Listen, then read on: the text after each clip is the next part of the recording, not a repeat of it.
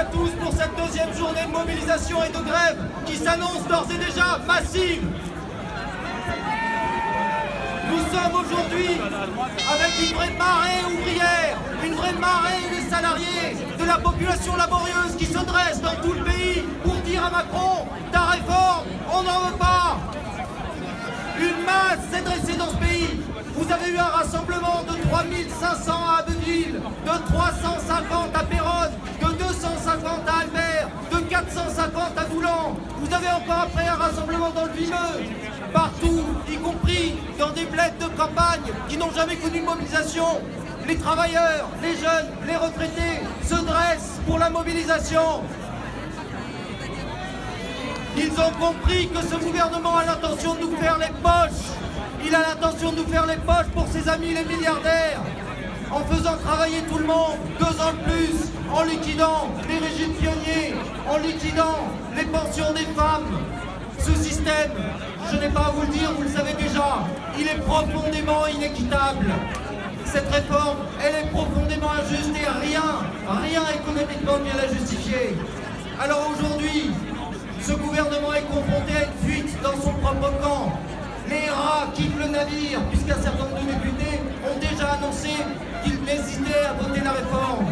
C'est la conséquence de cette mobilisation qui se réfracte partout. Cette mobilisation aujourd'hui, elle est puissante, il va falloir la poursuivre. Et pour la poursuivre, il n'y a qu'une seule solution. Enraciner la grève sur le milieu de travail.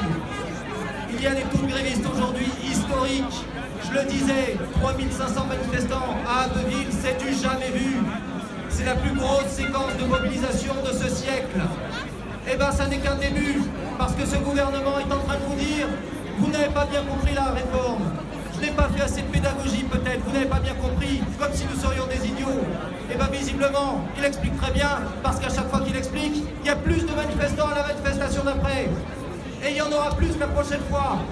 Alors maintenant, pour nous, ce qui est à l'ordre du jour, c'est la construction du rapport de force dans les entreprises, c'est la réunion des salariés en assemblée générale, c'est la réunion de tous pour mettre en discussion. On est prêt à bloquer ce pays, on est prêt au blocage de l'économie, parce que c'est ça qui fera reculer le gouvernement, c'est ça qu'il nous faut construire dans les jours qui viennent, partout, chez les jeunes, chez les retraités également, et en particulier dans les entreprises, dans les établissements. C'est par la grève que nous le ferons reculer, et aujourd'hui, d'ores et déjà, ça m'est impossible de décompter. Mais vous êtes la manifestation la plus massive que cette ville ait connue depuis des décennies. Cette journée est à inscrire d'une croix sur le calendrier, construisons un autre, construisons la suite ensemble.